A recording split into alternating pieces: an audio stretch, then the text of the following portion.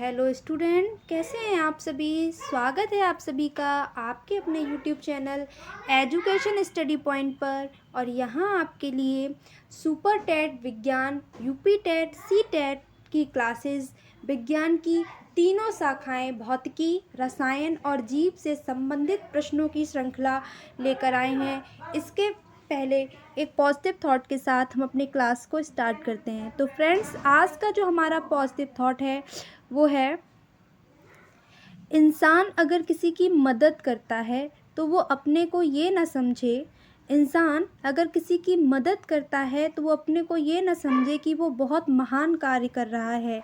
हो सकता है कि पिछले जन्म में आपने उस आदमी का कर्ज लिया हो और आप इस जन्म में उस कर्ज को उतार रहे हैं। तो कभी भी किसी की सहायता वगैरह अगर आप करते हैं तो आप अपने को महान मत समझिए कि आप उसके लिए बहुत बड़ा काम कर रहे हैं या अच्छा काम कर रहे हैं। हो सकता है आपने उस इंसान से कर्ज लिया हो और आप इस जन्म में ही उस कर्ज को अदा कर रहे हैं। तो क्लास को शुरू करने से पहले वीडियो को लाइक और शेयर ज़रूर करें फ्रेंड्स। आइए तो हम अपना पहला प्रश्न यहाँ पर देखते हैं। फ्रेंड्स, यहाँ पर हमारा पहला प्रश्न है, वायरस जनित रोग है। वायरस जनित रोग क्या है? वायरस से होने वाले जो रोग होते हैं यानी कि विषाणु, वो कौन से रोग हैं? ये आपको यहाँ पर 4 ऑप्शन दिए हैं और इन 4 में से कोई एक ऑप्शन सही होगा। तो फ्रेंड्स, यहाँ पर हमारा जो राइट ऑप्शन होगा वो है पोलियो। पोलियो एक वायरस जनित रोग है। इसके साथ साथ मैं आपको बता दूं, प्लेग, कॉलरा और टाइफाइड ये सारे आपके बैक्टीरिया से होने वाले यानी कि जीवाणु से होने वाले रोग हैं। और इसी के साथ मैं आपको कुछ विषाणु जनित रोग बता देती हूँ, जैसे कि एड्स, ठीक है, चेचक, ठीक है, इन्फ्लुएंजा, ओके, एंड डेंगू। ठीक है, अब आप ये मत समझना यहाँ पर कि अरे डेंगू तो मच्छर के काटने से होता है, ऐसा नहीं है। आप अगर डीपेस्टली जाकर बायोलॉजी की मेडिकल स्टडी में करते हो तो वहाँ बिल्कुल मेडिकल साइंस इस चीज़ को राइट बताती है कि डेंगू फीवर जो है वो एक वायरस जनित फीवर है। इसके बाद आपका कुछ है जैसे खसरा, ठीक है, खसरा ये भी डिसीज़ आपकी, रेबीज़, ठीक है, और आपका जॉइंडिस जिसे हम हिंदी में पीलिया भी कहते हैं, ठीक है, पीलिया, ये जो है ये सारी वायरस जनित यानी कि विषाणु से होने वाली डिसीज़ हैं। आइए कुछ जान लेते हैं हम जीवाणु जनित रोग। जैसे जीवाणुओं से होने वाले रोग आपका है गोनेरिया, ठीक है, प्लेग, कॉलेरा, टाइफाइड्स आपको दे रखा है। इसके साथ साथ मैं आपको बता दूं टिटनेस, ठीक है, और एक होता है तपेदिक, ये फीवर ही होता है, ठीक है, कभी कभी वायरल फीवर आ जाता है या बैक्टीरियल से, तो तपेदिक इसे बुखार ही बोलते हैं। उसके बाद काली खांसी, ठीक है, ये भी आपका बैक्टीरिया से रिलेटेड है। कुष्ठ रोग, इसको लेप्रोसी और बोलते हैं इंग्लिश में, कुष्ठ रोग लेप्रोसी डिसीज़ बोलते हैं। और इस दिन को मतलब अवेयरनेस के लिए मनाते हैं हम लोग 30 जनवरी को, जिस दिन महात्मा गांधी की हत्या कर दी थी नाथूराम गॉडसे ने, और उस दिन को हम शहीद दिवस के रूप में भी मनाते हैं, ठीक है। आइए अब सीरीज़ में देख रहे हैं तो इसमें हम कवक जनित रोग भी कुछ देख लेते हैं। जैसे कि कवक मतलब आपकी होती है फंगस, ठीक है, इसे हम फफूंद भी कहते हैं, ठीक है। तो इनसे जो जो डिसीज़ होती हैं जैसे कि गंजापन, ठीक है, दमा, सांस लेने में प्रॉब्लम, ठीक है, दाद, ठीक है, खाज, खुजली या एथलीट फूट, ये आपके कुछ जो डिसीज़ हैं वो कवक जनित डिसीज़ हैं। इसके साथ हम देख लेते हैं प्रोटोजोआ डिसीज़। प्रोटोजोआ आप समझते हो क्या होता है? प्रोटोजोआ मैं आपको बताऊं, जैसे कुछ एनिमल्स हैं आपके यूनिसेलुलर एनिमल्स, जिनको हम एक कोशिकीय बोलते हैं, जो हमें नॉर्मल आँखों से नहीं दिखाई देते हैं, उन्हें हम कहते हैं प्रोटोजोआ एनिमल्स। जैसे मैं आपको बता दूं, यूग्लिना, ये एनिमल्स बता रही हूँ मैं, प्रोटोजोआ डिसीज़ नहीं बता रही हूँ, ठीक है। पैरामीशियम, ठीक है, इस तरीके से कुछ होते हैं, ये इस तरीके के होते हैं। तो ये प्रोटोजोआ जो डिसीजेज हैं उनको आप देख लीजिए। अब वो डिसीजेज क्या क्या होती हैं, जैसे कि पायरिया, पायरिया ये आपका अमीबा, अमीबा होता है ना, अमीबा से हो जाता है। पायरिया दांतों में होता है ना, तो ये अमीबा से हो जाता है।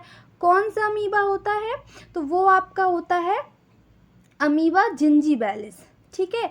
इसके साथ साथ एक होता है डायसेंट्री, जिसको हम पेचिस बोलते हैं, आंतिये संबंधी डिसीज़ हो जाती है, वो भी प्रोटोजोआ डिसीज़ होती है, ठीक है। वो भी एंट अमीबा हिस्टोलिटिका के थ्रू होती है, ठीक है।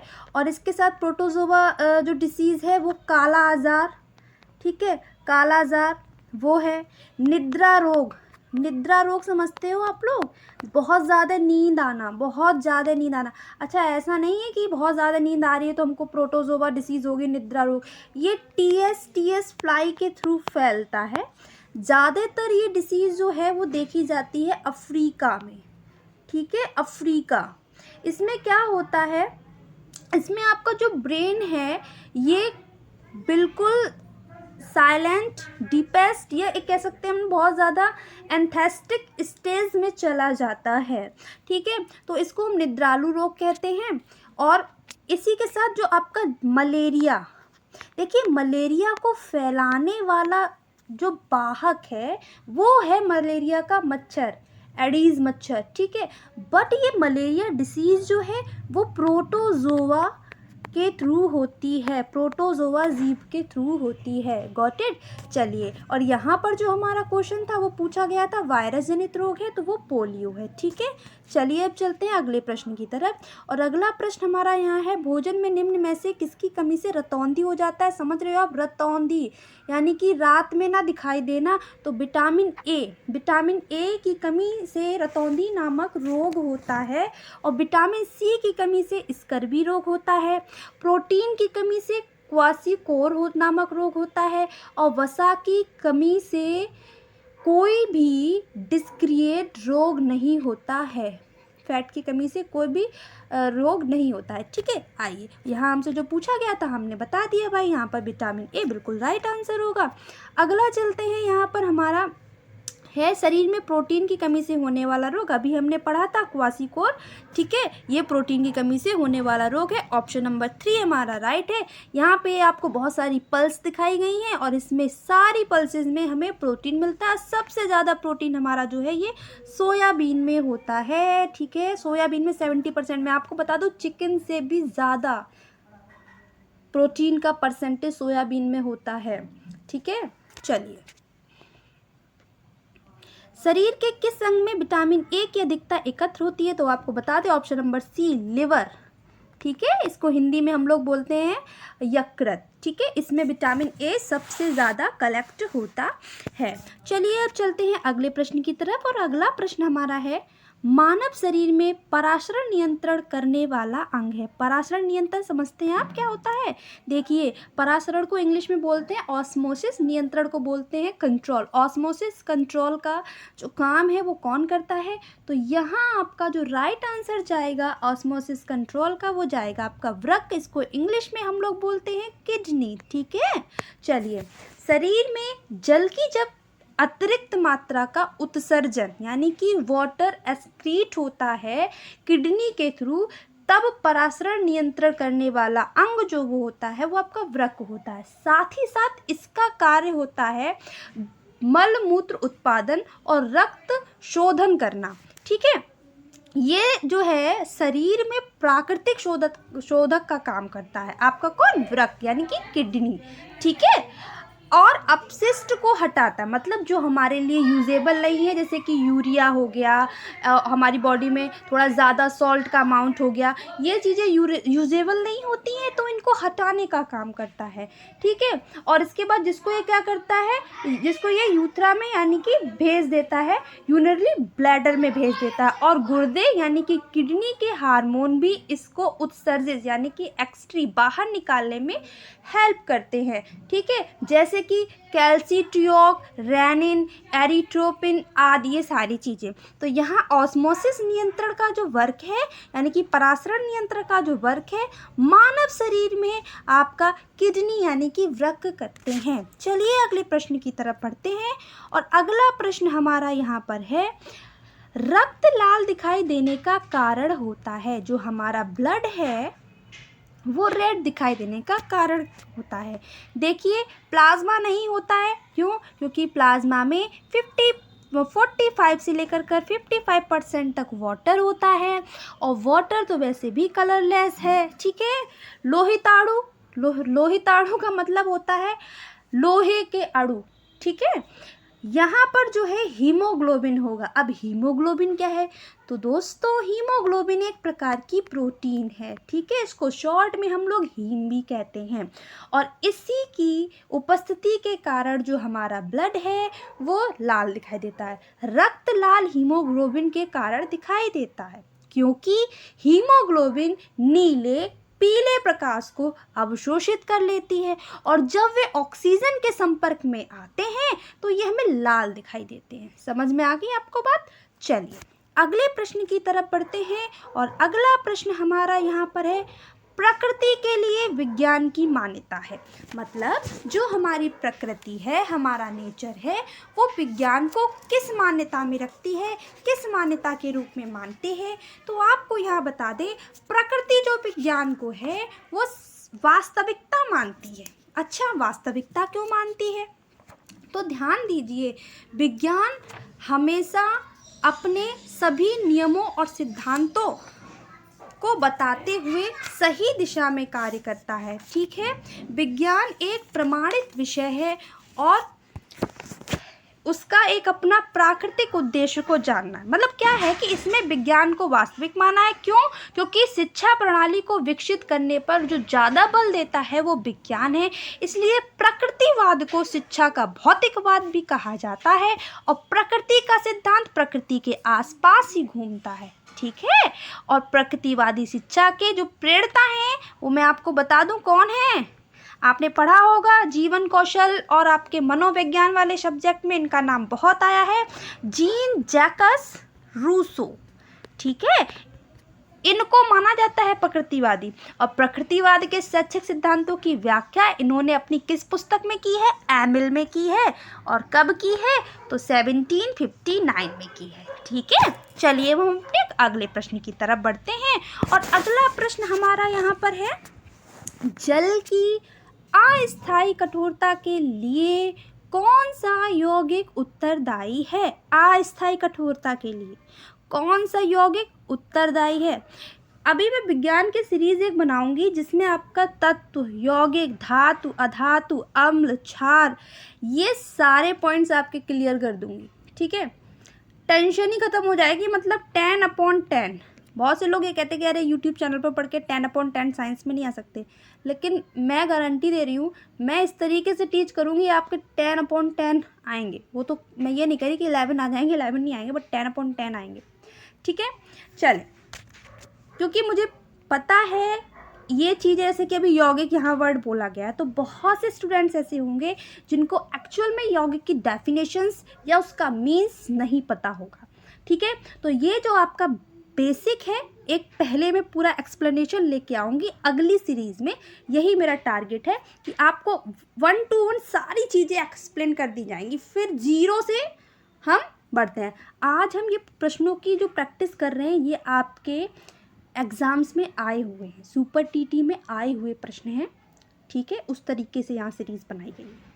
चलिए अब हम आगे बढ़ते हैं कि जल की अस्थायी कठोरता के लिए कौन सा यौगिक उत्तरदायी है। तो ध्यान दीजिए, यहाँ पर आपका MgHCO3 का होल ट्वाइस, यानी कि कैल्शियम आयन और मैग्नीशियम आयन की उपस्थिति के कारण होती है जल में अस्थायी कठोरता। क्यों? क्योंकि साबुन व अन्य वशनीय अम्लों के यौगिक द्वारा कैल्शियम और मैग्नीशियम, धातु के जो लवण हैं, सॉल्ट, जल के साथ घुलकर जल की कठोरता बढ़ा देते हैं। और कठोर जल में जब हम साबुन वगैरह घोलते हैं तो वो झाग नहीं देता है, कपड़ों की सफाई अच्छे से नहीं करता है, उसको हम पी भी नहीं सकते हैं और उसमें हम खाना भी नहीं बना सकते हैं क्योंकि वो कठोर और भारी है। ठीक है, ठीक है।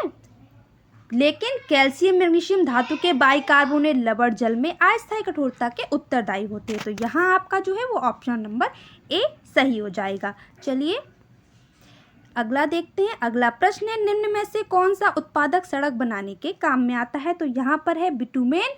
बिटुमेन आपका सड़क बनाने के काम में आता है। इस टॉपिक को भी मैं आपको अगली सीरीज़ में अच्छे से एक्सप्लेन कर दूंगी। वैसे बिटुमेन एक तरीके का कोयले का प्रकार होता है। तो कोयले, और ये सबसे अच्छा कोयले का प्रकार होता है। कम से प्योर कोयला जो इसमें होता है 85% होता है। ठीक है। और बिटुमेन काले रंग का एक वर्णक युक्त पदार्थ है जिसे पिघलाकर कंक्रीट में मिलाकर सड़क निर्माण किया जाता है। आम भाषा में ही हम इसको कोलतार बोलते हैं। ठीक है, कोलतार का तेल वगैरह नहीं बोलते हैं, तो आम भाषा में वही बोलते हैं इसको हम लोग। चलिए आगे बढ़ते हैं। और आगे हमारा क्वेश्चन है, कपास का बहुलक। तो यहाँ सेलुलोज है। आप जानते हो कपास कॉटन होता है। कॉटन हमें पेड़ से प्राप्त होता है। और पेड़ में मैं आपको बता दूं ट्रीज़, तो ट्रीज़ की जो ब्राउन हो जाता है स्टेम वगैरह, वो आपका सेलुलोज मैटर का बना होता है। और प्लांट से मिलने वाला जो प्लांट में देखिए कोई फ्रूट्स भी है, उसका छिक्कल है तो वो कवर भी सेलुलोज का बना होगा। तो कपास किसका बहुलक है? सेलुलोज का। ऑप्शन नंबर आपका ए बिल्कुल यहाँ पर राइट जाएगा।